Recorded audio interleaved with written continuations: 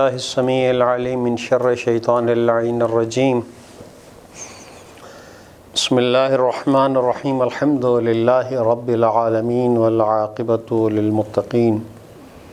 والصلاة والسلام والتحیۃ والاکرام علی سیدنا ونبینا وشفیع ذنوبنا وطبیب نفوسنا محمد واہل بیتہ الطیبین الطاہرین المعصومین المظلومین اما بعد قال الحکیم فی محکم کتابہ بسم اللہ الرحمن الرحیم شہر رمضان الذی انزل فیہ القرآن ہدی للناس وبینات من الہدی والفرقان صدق اللہ العلی العظیم۔ رمضان المبارک سن 1442 ہجری قمری ڈی ٹی وی کی جانب سے رمضان ٹرانسمیشن کے حوالے سے آپ کی خدمت میں ایک اور سلسلہ درس لے کر حاضر خدمت ہیں۔ امید ہے کہ سامعین اس پروگرام کے حوالے سے اپنے تاثرات بھی جو ہے وہ پہنچائیں گے، اور اگر کسی کے ذہن میں کوئی سوال اٹھتا ہو وہ سوال بھی آپ کمنٹس میں کر سکتے ہیں تاکہ اس کا جواب جو ہے وہ پروگرام میں شامل کیا جا سکے۔ ماہ مبارک رمضان وہ مقدس، وہ مبارک، وہ محترم، وہ بافضیلت اور پرعظمت مہینہ ہے جس کا اہتمام صدر اسلام سے ہوتا آیا۔ پیغمبر اسلام حضرت محمد مصطفیٰ صلی اللہ علیہ وآلہ وسلم نے نہایت اہتمام فرمایا، اور اس کے بعد سلسلہ ہدایت جن جن ہستیوں نے آگے بڑھایا انہوں نے بھی ماہ مبارک رمضان کا اہتمام کیا، احترام کیا، اور اس مہینے کو خصوصیت دی۔ اور آج بھی ہمیں اس امر کی طرف توجہ دینا چاہیے کہ ماہ مبارک رمضان کو نہایت اہتمام کے ساتھ اس کا استقبال کریں، اس کا احترام رکھیں، اور اس کے اندر جو تقدس ہے، جو برکت ہے، جو رحمت ہے اور جو مغفرت ہے، اور جو اس کی روحانیت ہے، اس کی معنویت ہے، اس کو اپنانے کی کوشش کریں، اس کو سمیٹنے کی کوشش کریں، اور اپنے نام اعمال کو ماہ مبارک رمضان کی عظمتوں سے مزین کریں۔ اس میں کوئی شک نہیں کہ ماہ رمضان المبارک جس میں قرآن مجید کا نزول ہوا، جس مہینے میں رمضان کے مہینے میں روزے فرض کیے گئے، اللہ نے اپنے بندوں کو اپنا خاص مہمان قرار دیا، ایک خاص دسترخوان بچھائی گئی، اس کی ساعتوں کو فضیلت دی، اس کے دنوں کو فضیلت دی، اس کی راتوں کو فضیلت دی۔ جس مہینے میں سونے کو عبادت قرار دیا گیا، جس مہینے میں سانسوں کو تسبیح کا مقام و مرتبہ عطا فرمایا، اور اس مہینے میں اعمال کو بقیہ دنوں کے اعمال سے زیادہ مستجاب قرار دیا، باعث قبولیت قرار دیا گیا، اس لیے کہ رب العزت نے بہت اہتمام کیا اپنے بندوں کو کامیاب بنانے کے لیے، سرفراز بنانے کے لیے، سعادت مند بنانے کے لیے۔ گزشتہ جو گفتگو رہی، اس گفتگو کو اگر آگے بڑھانے کی طرف توجہ دی جائے تو ماہ مبارک رمضان کو اللہ نے نہایت احترام دیا، جو اہتمام اور احترام اللہ نے اپنے بندوں کے نصیب میں فرمایا۔ جس طریقے سے روایات بتلاتی ہیں، احادیث مبارکہ ہمیں اس طرف توجہ دلاتی ہیں، اس مہینے کو خاص اہتمام اور احترام دیا گیا، اور وہ کیوں دیا گیا، کس سبب دیا گیا، اس سے کیا پیغام ملتا ہے۔ اگر اس مہینے میں شیطان کو جکڑا گیا۔ اس مہینے میں ایک آیت کی تلاوت کو بقیہ مہینوں میں مکمل قرآن کی تلاوت کے برابر قرار دیا گیا، اور اس مہینے میں فقراء کو صدقہ دینے، مسکینوں کے سر پر شفقت کا ہاتھ پھیرنے، اسی طریقے سے اس مہینے کے اندر جو ہے وہ تاکید کی گئی کہ لوگوں کو جو ہے وہ کھلایا جائے، کھلانے کا اہتمام کیا جائے، اور اس مہینے میں تاکید کی گئی کہ انسان عبادات کے ساتھ اپنا جو ہے وہ سروکار رکھے، اپنا شغل رکھے۔ وہ اسی سبب ہے کہ اس مہینے میں اللہ رب العزت اپنے بندے کو مقام اور مرتبہ دینا چاہتا ہے، اس بندے کا مقام و مرتبہ اور اس کی قدر و قیمت بیان کرنا چاہتا ہے۔ یہ انسان کی قدر و قیمت ہے کہ جسے اللہ رب العزت نے رمضان جیسا مہینہ دیا۔ رمضان جیسے مہینے سے انسان کو عزت بخشی، انسان کو اپنی بارگاہ سے قریب فرمایا، اور جو خالق اور مخلوق میں جو رشتہ ہے اس رشتے کو واضح فرمایا، باوجود اس کے کہ انسان خطا کار ہے، گناہ گار ہے، مٹی کا پتلا ہے، خاکسار ہے، اور اس کی آغاز بھی جو ہے وہ جس مائع سے اس کا وجود بنتا ہے وہ بھی نجس ہے، اور جب انسان آخری وقت اس کے جسم سے روح نکل جاتی ہے تب بھی وہ نجاست کہلاتی ہے، جب تک کہ غسل میت نہ دیا جائے وہ پاک نہیں ہوتی۔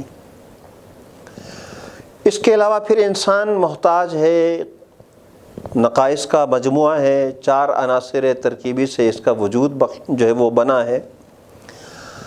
یہ ایک اگر دیکھیں تو ایک بہت پستی ہے، ایک لحاظ سے جو ہے وہ اس رب کی بلندی کی نسبت ایک پستی کی ہے، لیکن اس کے باوجود اللہ نے اس بندے کو کہ جس کے وجود کے اندر جو ہے وہ نجاست ہے، کہیں سے اگر انسان کے جلد میں خراش آ جائے اور خون نکلے وہ نجس ہے، اسی طریقے سے اس یہ کہا جائے کہ پسترین مخلوق کو جس کے اندر بہت ساری کمزوریاں ہیں، جس کے اندر بہت سارے نقائص ہیں، اس کو اللہ نے پھر وہ بلند مرتبہ بھی عطا کیا، اپنے بارگاہ سے قریب ترین مخلوق قرار دیا، مخلوقات میں شرافت کی منزل اسے عطا کی، اور پھر اسی مخلوق کو مسجود ملائکہ بننے کی صلاحیت عطا کی۔ اگر ان چیزوں کی طرف اگر دیکھا جائے تو اس سے واضح ہوتا ہے کہ اللہ کی نظر اس مخلوق پر جو ہے وہ ہے، مرکوز ہے، اس لیے کہ اس کی اگر آغاز کی طرف دیکھا جائے کہ فَإِذَا سَوَّيْتُهُ وَنَفَخْتُ فِيهِ مِنْ رُوحِي فَقَعُوا لَهُ سَاجِدِينَ، ایک حکم ہے اور ایک آغاز ہے اس انسانیت کے تخلیق کا، انسان کے تخلیق کا، تو اس کا بھی اہتمام نہایت شاندار ہے کہ کسی بھی مخلوق کی خلقت کے وقت یہ اہتمام نہیں دیکھا گیا جو ایک انسان کی خلقت کے وقت جو اہتمام کیا گیا۔ سوال و جواب کا وہ مرحلہ، اس کے بعد پھر جو ہے وہ جب انسان حضرت آدم کا وجود بنا، اس کے اندر روح پھونکی گئی، وہ ایک مجسم صورت میں سامنے آئے، تمام فرشتوں کو حکم ہوا فَقَعُوا لَهُ سَاجِدِينَ۔ یہ اہتمام بھی بتلاتا ہے کہ انسان ایک قدر و قیمت والی مخلوق ہے، اور پھر پورے انسان کی زندگی میں کبھی جو ہے وہ جمعۃ المبارک، کبھی شب جمعہ، کہیں پر کوئی ساعت مقدس، کہیں پر جو ہے وہ دن مبارک، کہیں پر رات جو ہے وہ محترم، یہ انسان کی زندگی میں اللہ رب العزت نے یہ عنایات فرمائی،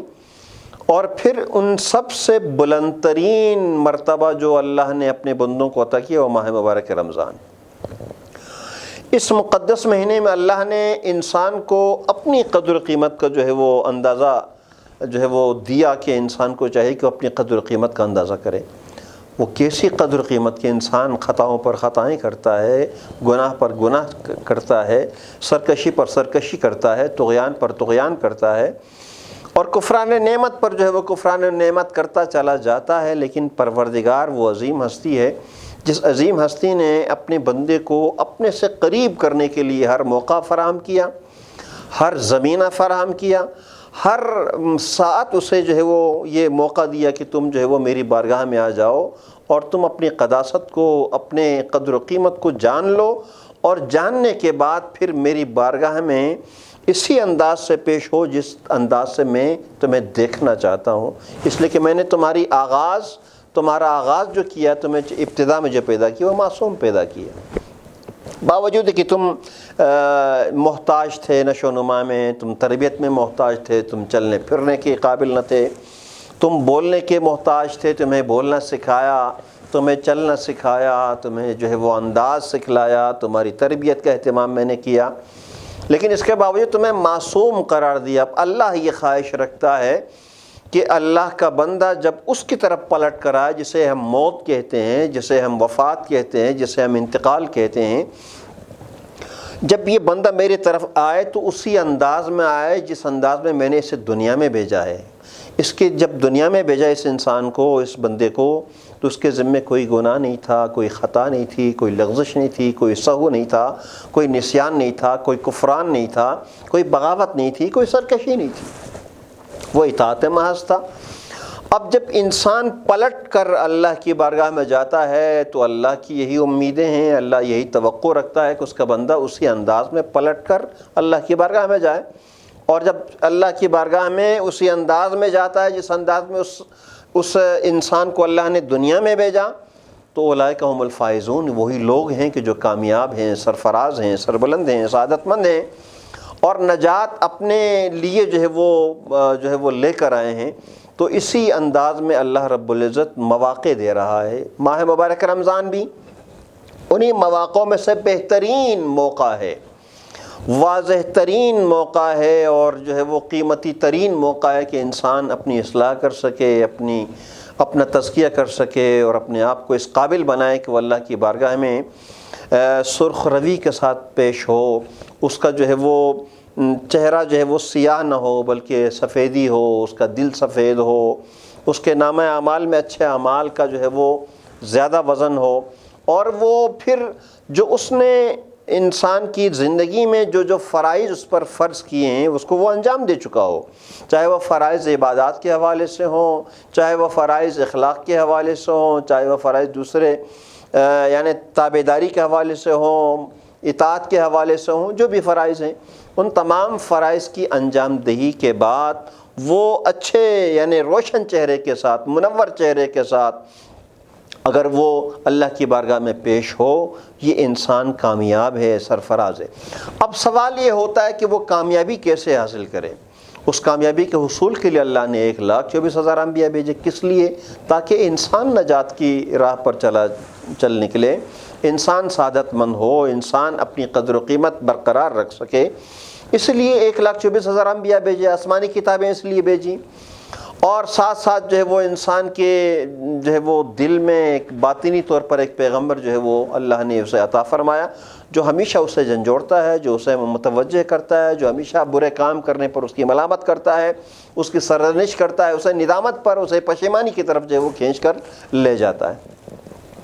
تو اس بنیاد پر ماہ مبارک رمضان اگر کوئی سمجھنا چاہے کہ ماہ مبارک رمضان کی عظمت کیا ہے، اس کی فضیلت کیا ہے، اپنی قدر و قیمت کو سمجھے کہ انسان کے لیے اللہ نے یہ رحمتیں، یہ برکتیں، یہ مغفرت، یہ تمام عطایا، یہ تمام بخششیں، یہ تمام عنایات، یہ تمام رحمتیں یہ کس لیے کی ہیں؟ انسان کے لیے۔ تو انسان کی قدر و قیمت ہے۔ ظاہر ہے کہ ماہ رمضان کا تعلق حشرات سے نہیں ہے، ماہ رمضان کا تعلق جانوروں سے نہیں ہے، ماہ رمضان کا تعلق حجرات سے نہیں ہے، تو یہ جو تعلق جس کا ہے وہ انسان ہے، تو انسان کی قدر و قیمت ہے۔ اگر انسان جس کا سونا عبادت ہے وہ کون ہے؟ وہ انسان ہے، اللہ کا بندہ ہے۔ یہ اللہ کے یعنی اس کی خالقیت ہے، اس کا عظیم شان و ربوبیت ہے، اس کی جو ہے وہ یعنی اس کا وہ مقام، وہ بلند، وہ علیت، وہ رب العالمین کی ربوبیت کہ جس کے قبضہ قدرت میں ہم سب کی جان ہے، یہ نظام ہے، یہ پوری کائنات اس کے سلطنت ہے، وہی کن فیکن کا مالک ہے، وہی قادر علی الاطلاق ہے، وہی مختار علی الاطلاق ہے، وہ ہر چیز پر اختیار رکھتا ہے، وہ قدرت رکھتا ہے۔ اس کے باوجود وہ انسان کو اس قدر یعنی احترام دے رہا ہے، اس کی قدر و قیمت کا جو ہے وہ اظہار کر رہا ہے۔ لہٰذا اس ماہ مبارک رمضان میں جیسے کہ روایات میں آیا ہے، اگر کوئی انسان اس رمضان المبارک کی ہر رات 2 رکعت نماز پڑھے اور اس 2 رکعت نماز میں جو ہے وہ ایک بار سورہ الحمد، اس کے بعد 3 مرتبہ سورہ اخلاص، 2 رکعت نمازیں، ہر رکعت میں الحمد کے بعد 3 مرتبہ سورہ اخلاص، اور سورہ اخلاص نماز مکمل کر لینے کے بعد ایک ذکر ہے، اس ذکر کے بعد جو ہے وہ تسبیحات اربعہ کے بعد جو ہے وہ درود شریف پڑھ لے، تو روایات بتلاتی ہیں کہ اللہ رب العزت اس بندے کے 70,000 گناہ معاف کر دیتا ہے۔ اور 70,000 گناہ، یہ دیکھیں ایک 2 رکعت نماز میں اللہ رب العزت نے اتنا اس کو مقام دیا اس انسان کو کہ یہ 2 رکعت نماز پڑھ لے، اور ماہ رمضان کی تمام راتوں میں پڑھنا یہ اپنی عادت بنا لے، ایک روٹین بنا لے، اور اسے اللہ رب العزت کی جانب سے ایک موقع سمجھ کر اگر یہ نماز وہ انسان پڑھے، کس قدر خوش قسمت ہوگا کہ اس کے 70,000 گناہ معاف ہوں گے۔ دوسری روایت میں ملتا ہے کہ 1,00,000 فرشتوں کو اللہ، جب یہ نماز پڑھے گا، اللہ خوشی محسوس کرے گا، اور اس بندے کی اس عبادت کو، اس عاجزی کو،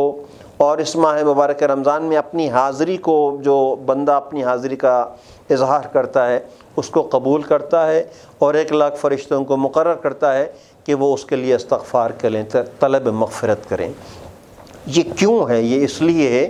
انسان قدر و قیمت والا ہے۔ اب یہ اللہ کا یہ اہتمام دیکھیں کہ وہ 2 رکعت نماز کے جو ہے نتیجے میں وہ 70,000 گناہ بھی معاف کر رہا ہے، اور 1,00,000 فرشتوں کو اس کی طلب مغفرت کے لیے مقرر بھی کر رہا ہے، لیکن انسان کہاں جا رہا ہے؟ اللہ نے ایک نظام دیا، اللہ نے ایک راستہ دکھلایا، اللہ نے ایک آئین دیا، ایک سسٹم دیا اور ایک راستہ دیا، اس راستے سے پھر انسان بفر جاتا ہے، وہ پھر اپنی کمزوری کا اظہار کرتا ہے، اپنی کم علمی کا اظہار کرتا ہے،